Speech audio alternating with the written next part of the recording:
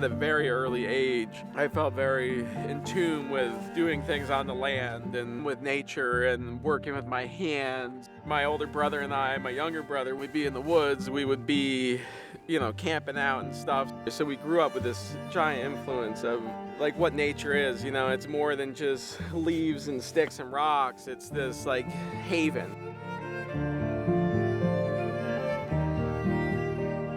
Why maple syrup?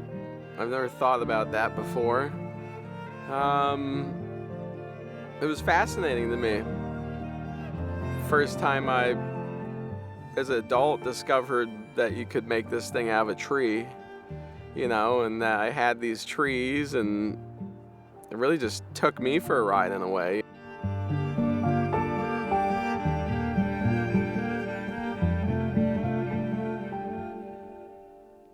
These big trees are the parents to all these smaller trees that are here, and this was, you could see for miles back in the day. And so when they stopped, the forests start growing again, and the dominant strain is sugar maple, thankfully. Today we probably have around 800 trees tapped. Around 950 taps, give or take. It's always changing every season. Whatever trees I give a break, or some die, or some new ones come online. I've been doing it long enough where I've seen the trees grow. As like maybe I finally can start feeling like I'm like a sugar maker, like I've put my time in and I've admired this whole thing from the outside and finally feel like maybe I'm part of the club now,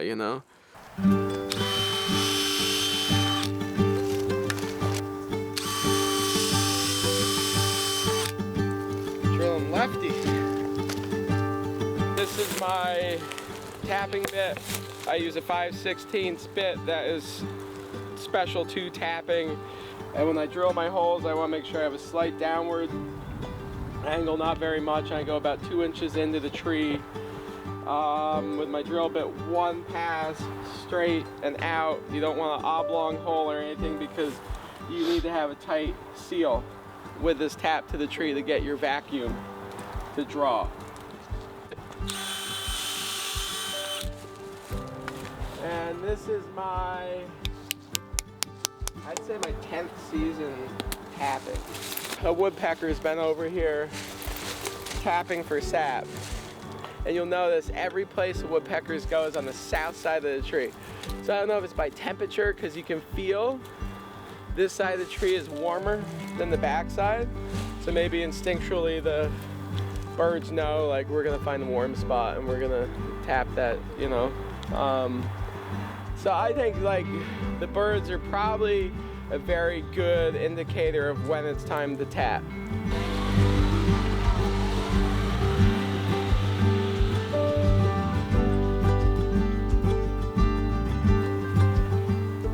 Very diverse sugar bush, which is important to the overall health of the forest. And got a lot of birds, and we got a lot of birch trees, cherries, ash, oak, red oak, white oak, some red maples, silver maples, a couple walnuts here and there.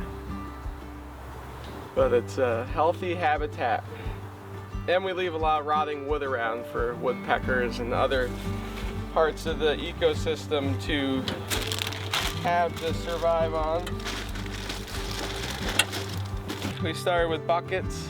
When I first began, probably 14, 15 buckets, and expanded from there to 100 buckets, I'd say. And then we caught wind of tubing and decided to give that a go, which is awesome.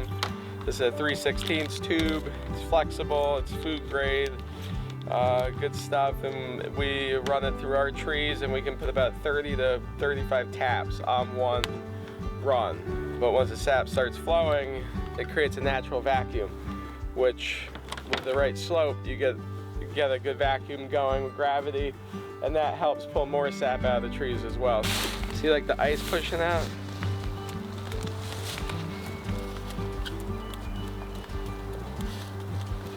So Tom, it's happy to see you. Ah! This is good footage. This is like people that like watching repetitive videos about weird shit. Oddly satisfying. There it comes.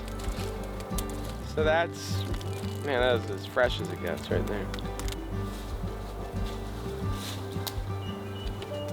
Oh yeah. Anybody? It's got riboflavins, vitamin B, probably some zinc, maple sap, baby. So we have, like, this is from last night, that what we've collected. And all our barrels are food grade, they're safe, they're legit.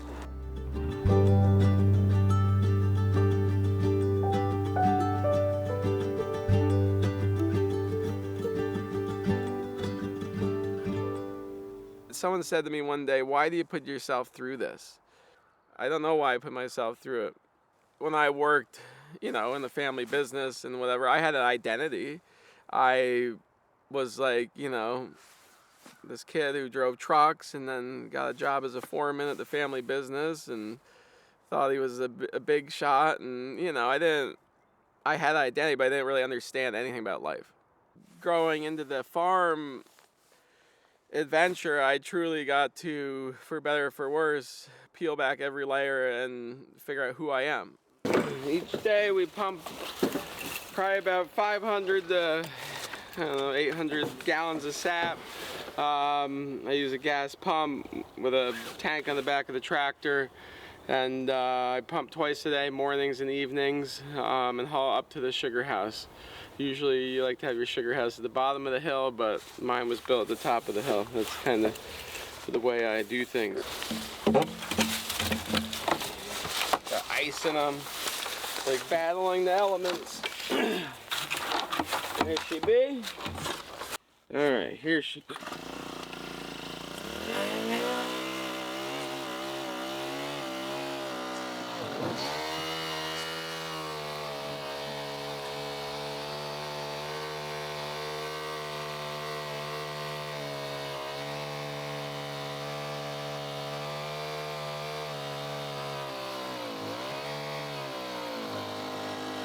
Now we're pumping. We got about probably 100 gallons in these tanks from late last night till it froze up. Once it hits freezing, the sap stops running. So it gives us a chance to get caught up. I'm hoping we get 800 gallons today or so, once it warms up. These will fill up in about 4 to 5 hours when it's really running. And we have on this section of Sugar Bush probably 350 taps, 300 taps, I'd say. It's kind of an art form to get the pump to work for you. A little feisty. As you can see, last night it's cold enough to get some ice on it, which is nice because that helps keep the sap fresh as well. Tree ice, you know.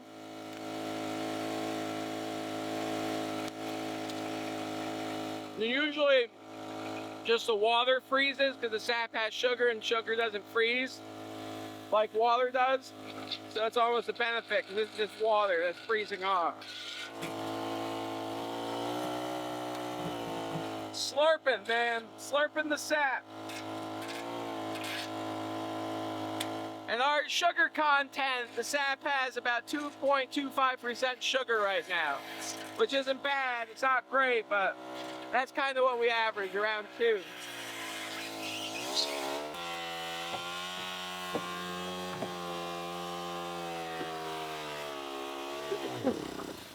Okay, that's a pump out right there.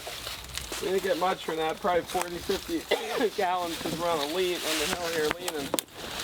But then I'll run down to the next and pump those, and usually takes me about 6 to 7 trips when everything's really flowing to get all the sap up out of here. This tank holds about 125. It's a little small, but I believe sap weighs about 10 pounds a gallon, maybe 8 pounds or something like that. So, I don't know, it's almost 1,000 pounds, if not more, when it's heavy. So it's more weight than you'd think for this little green tractor of mine.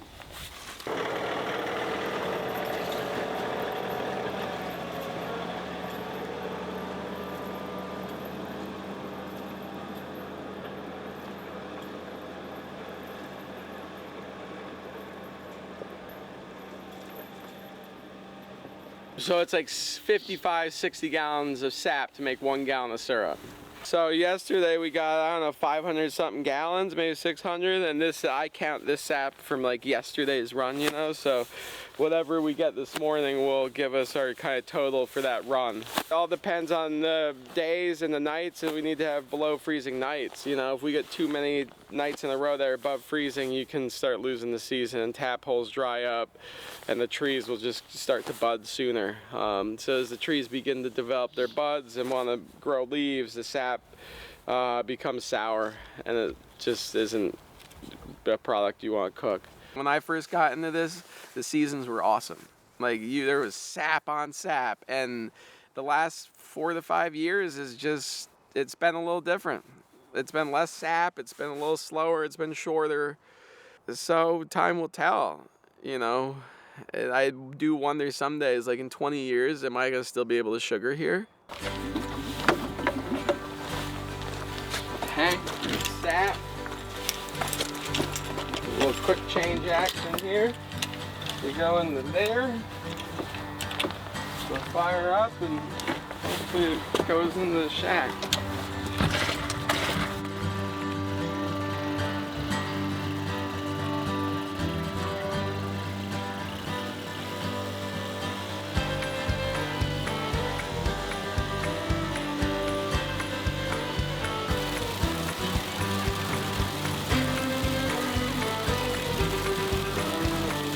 And we use this to measure the sugar content in the sap, and it's measured in a scale called Brix.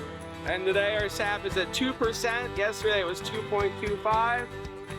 2%'s good. I'll take it. Yeah, this is our evaporator. These are the pans. The back pan here is called the flue pan. 75% of the evaporation happens in the flue pan in the back. The front pan is the syrup pan. As the sap cooks, it moves through the pan and it comes to the front as it gets heavier and boils, so it doesn't mix. So it'll be richer when you get to the front.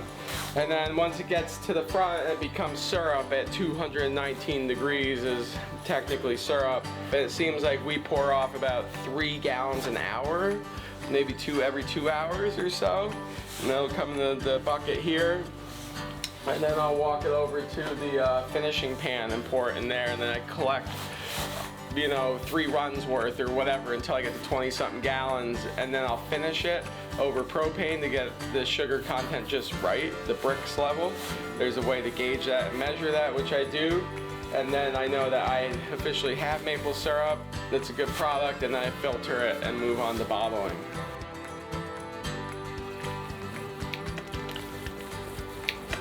Oh yeah, right?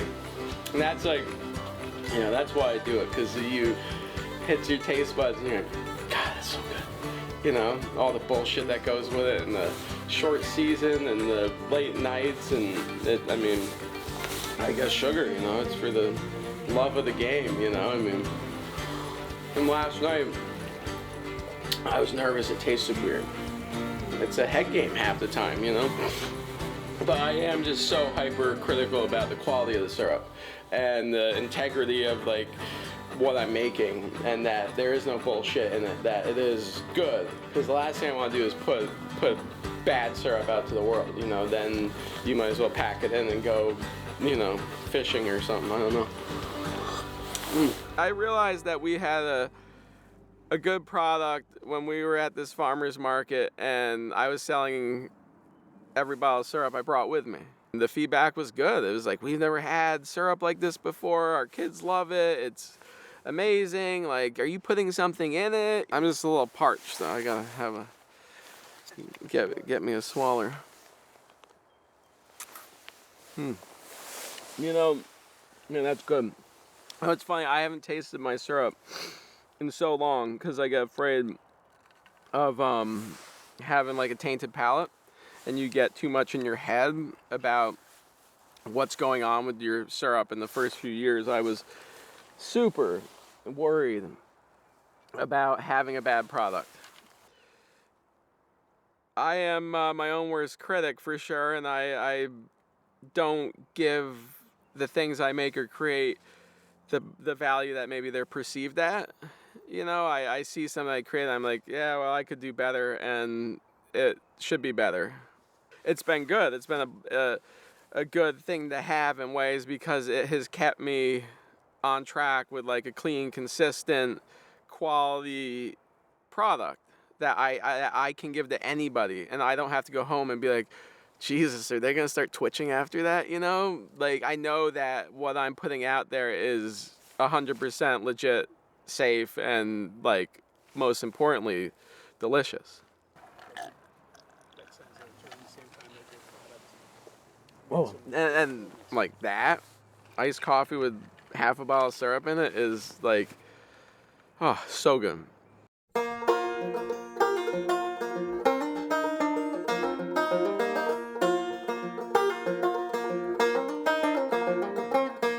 There's so much sediment and sap, it's crazy. Tons of sugar sand, they call it. So this goes through a series of these. You put paper on them, and then you put diatomaceous earth in the sap and pump it through, and the DE gets caught on the paper. Wow. And then filters the sap as it pumps through these series of screens, and then it comes out crystal clear, and I'm ready to bottle.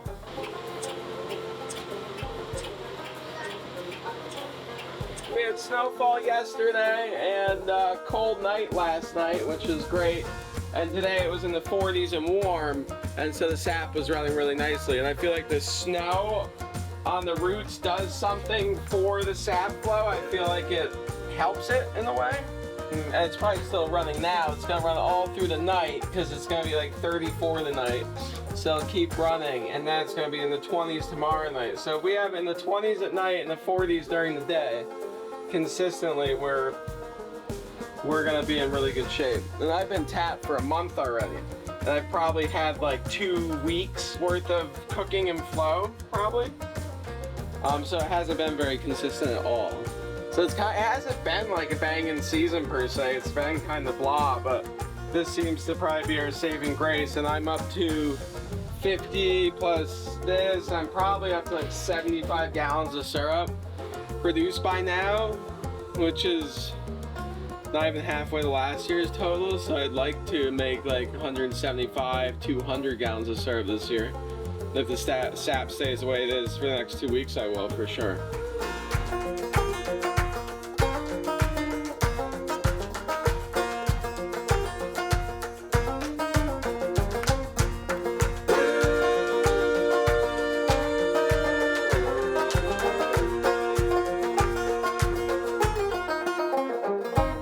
Somehow, man, I always come back, no matter how beat I am from it, or discouraged, or like I'm so tired because I've gotten Lyme's disease from being out here tapping these trees. The woods are trying to kill me, but I go back, you know? And I'm always find myself back in the woods. And after enough time has gone by, I'm like, I love it. We grew up in the woods in Wilton. I had an uncle who would take us on the weekends and took us everywhere in the woods. Like the woods were life, you know? And so I gained this great appreciation for being out here. He was my uncle and showed me, which is funny, never, you know, John showed us a way to exist and live that was so contrary to every kid I was growing up with in Wilton, Connecticut. You know, no one had this dude who was like, we're going in the fucking woods and we're gonna jump this fence and go to this reservoir and go trout fishing and like be out there, you know? And Uncle John did that, and that to me is a huge reason why I'm doing this. Thankfully, I come from a family where go be who you want and we're still gonna like you. My family's all about it, and I'm thankful for that. We're farming in an area that's very affluent.